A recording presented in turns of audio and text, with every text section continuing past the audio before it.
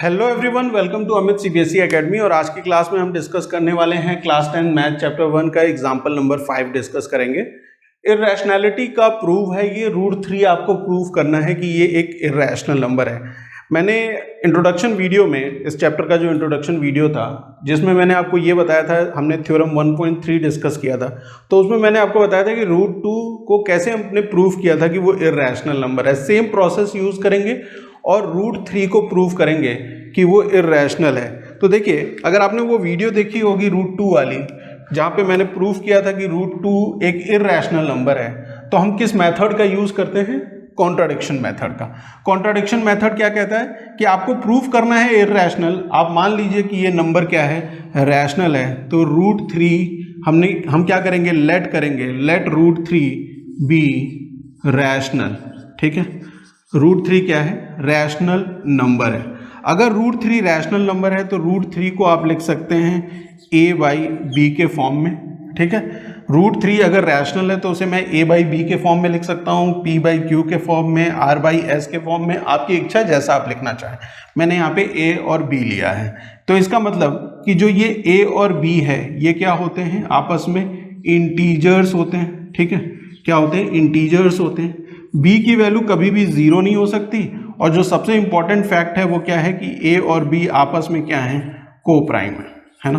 को प्राइम होने का मतलब क्या है? मैंने आपको ऑलरेडी बताया हुआ है इससे पहले कि a और b अगर को प्राइम है तो इनके बीच का जो कॉमन फैक्टर होगा, वो क्या होगा?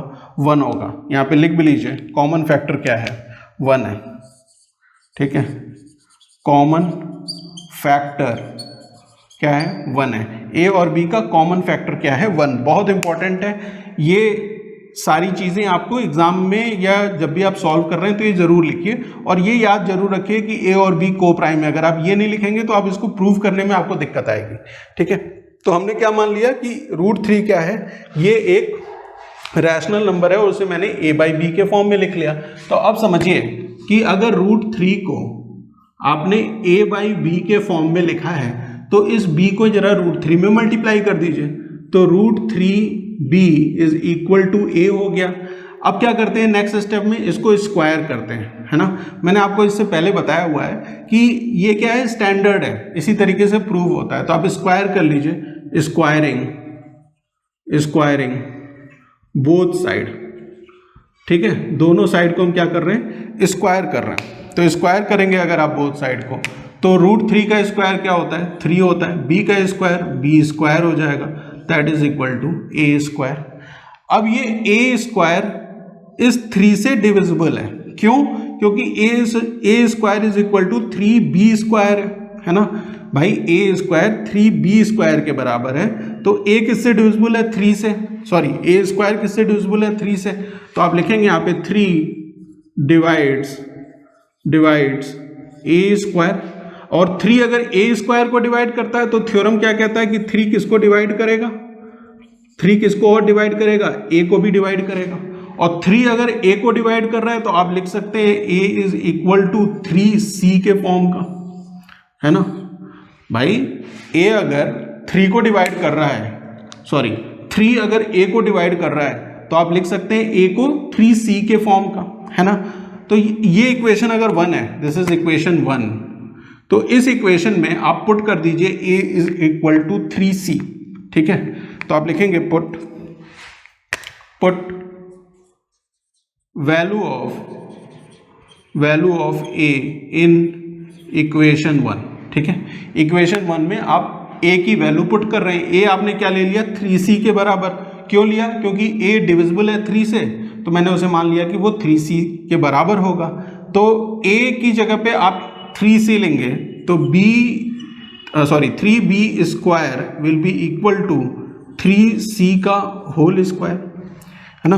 3c का होल स्क्वायर, तो ये 3b स्क्वायर, 3 का स्क्वायर 9, c का स्क्वायर c स्क्वायर, ये 3 से ये 9 अगर सिंप्लीफाई करें तो 3 टाइम्स, तो b square is equal to what? 3c square. ठीक है, b स्क्वायर किसके बराबर हो गया? 3c स्क्वायर के बराबर हो गया, है ना। तो इसका मतलब ये जो 3 है वो b स्क्वायर को डिवाइड करेगा, है ना।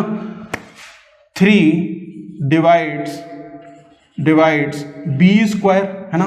3 अगर बी स्क्वायर को डिवाइड कर रहा है तो 3 किसको और डिवाइड करेगा, बी को भी डिवाइड करेगा, है ना। ये तो थ्योरम है ना। थ्योरम से हमें पता चल गया। अच्छा, हमने यहाँ पे क्या लिखा कि 3 किसको डिवाइड करता है, ए को डिवाइड करता है, ठीक है, ये स्टेटमेंट देखिए। और 3 किसको और डिवाइड कर रहा है, बी स्क्वायर को डिवाइड, सॉरी बी को डिवाइड कर रहा है। इसका मतलब इस ए और बी का एक फैक्टर 3 होगा या नहीं होगा, ए और बी का एक कॉमन फैक्टर 3 होगा या नहीं होगा। तो आप यहां पे लिख सकते हैं a and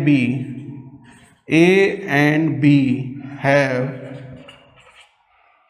3 as its common factor. और जैसे ही आपने ये लिखा तो आपने कॉन्ट्राडिक्ट कर दिया इस फैक्ट को कि ए और बी क्या है, को प्राइम है ना। देखिए 3 से ए डिविजिबल है, 3 से बी डिविजिबल है, इसका मतलब कि ए का एक फैक्टर 3 हुआ, बी का एक फैक्टर 3 हुआ, दोनों के फैक्टर 3 है तो कॉमन फैक्टर इनका 3 आ गया। आपने माना था कि ए और बी को प्राइम है तो इनका कॉमन फैक्टर सिर्फ क्या होना चाहिए था, 1 होना चाहिए था। तो यहां तो 3 आ गया कॉमन फैक्टर। तो ऐसा क्यों हुआ, ये क्या हो रहा है, कॉन्ट्राडिक्ट कर रहा है। This contradict the fact, this contradict the fact that A and B are co-prime, है ना। ठीक है भाई, A और B को प्राइम थे, आपने यहाँ पे फाइंड आउट किया कि A और B का एक कॉमन फैक्टर 3 भी है, तो ये कॉन्ट्राडिक्शन हो गई ना। तो आपको ये लिखना पड़ेगा कि this contradict the fact that a and b are को प्राइम। और ए और बी अगर को प्राइम का कॉन्ट्राडिक्ट हो गया हमारी वजह से, तो हमने क्या किया होगा, हमारा एजम्पशन गलत होगा, है ना। हमारा क्या होगा, एजम्पशन गलत होगा, ठीक है। आवर एजम्पशन इज रॉन्ग, आप लिखेंगे यहाँ पे आवर एजम्पशन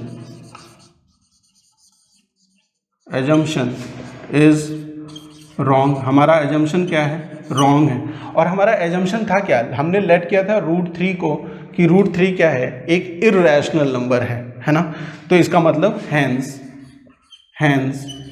√3 इज इर्रेशनल,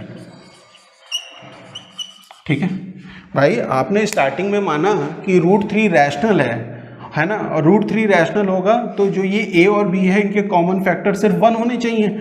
हमने सॉल्व किया तो हमें पता चला कि ए और बी का कॉमन फैक्टर 3 भी है ना। और ऐसा अगर हुआ तो ये कॉन्ट्राडिक्ट कर रहा है इस फैक्ट को कि ए और बी आपस में क्या है, को प्राइम है। कॉन्ट्राडिक्शन क्यों आया, क्योंकि हमारा एजम्पशन गलत है। और अगर हमारा एजम्पशन गलत है मतलब हमने जो लेट किया था वही गलत है, तो इसका मतलब ये रैशनल नंबर नहीं तो क्या होगा, इर्रेशनल नंबर हो गया। ये हो गया √3 के इर्रेशनैलिटी का प्रूफ। मिलते हैं नेक्स्ट वीडियो में जहाँ पे हम किसी दूसरे क्वेश्चन को सॉल्व करेंगे। Thank you for watching.